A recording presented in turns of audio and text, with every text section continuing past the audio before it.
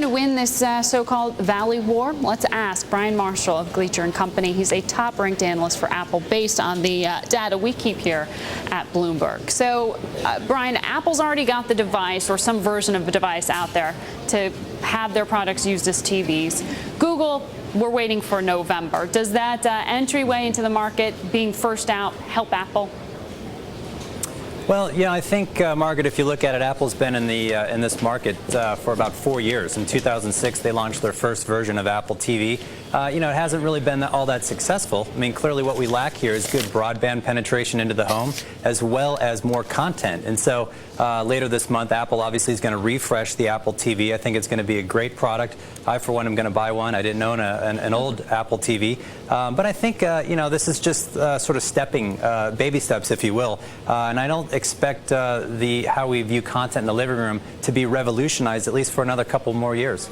So with the Apple product, you can view items from ABC, you can view items from Fox, and now you can also stream from Netflix. So is the choke point here for success really about the content creators and them giving access? Sure.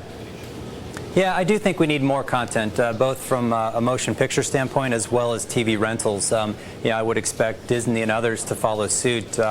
As you mentioned before, we do have some content providers already, but I think at the end of the day, we need more than what we have right now. And clearly, although 55,000 TV episodes and over 12,000 motion pictures sounds like a lot, we actually need a lot more content than that in order to satiate Apple's consumer base. So I think that's really the key sort of trigger point, if you will. And I think they'll continue to garner these relationships in the future, and that'll make the user experience all the more enjoyable going forward.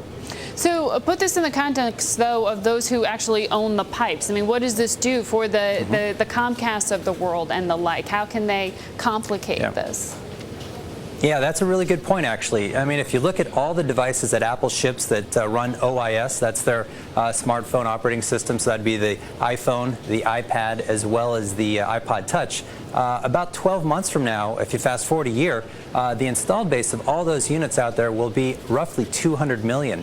So you can almost think of Apple as a 200 million subscriber cable company, so to speak. They will have these distribution pipes out there, and obviously the U.S. America's largest cable company is Comcast. They have about over 40 million subscribers. So it's interesting. We've had this kind of power struggle in the Valley over who has the power, the content providers or the distributors.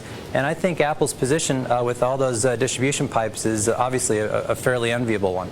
But Google has sort of a different portion of this market, right? I mean, they have YouTube, they have the search capabilities there. YouTube's almost profitable. We just heard that from Eric Schmidt. So are they truly going to be a competitor to the Apple TV, or do you see them potentially getting over the egos and collaborating? Collaboration could be something that we see in the future, but I doubt it. I mean, clearly, I think over the past couple of years, Apple and Google have been on sort of parallel paths. Obviously, Eric was on the Apple board. That didn't last too long, and now they compete, obviously, a very high-profile battle for smartphone OS, with Android going up against Apple's iOS, and they compete in a lot of different categories as well. I think the living room is going to be a pretty big battleground for these two companies in the future, and I actually like Apple's position quite a bit here. They're the only company that's actually successfully integrated hardware, industrial design, as well as software and the ecosystem. And so, as I call it the best technology company on the planet, I think Apple's in a great position here. All right. Well, you took a side here, Brian. We'll see how it plays out. Brian Marshall of Gleacher, they're joining us this morning.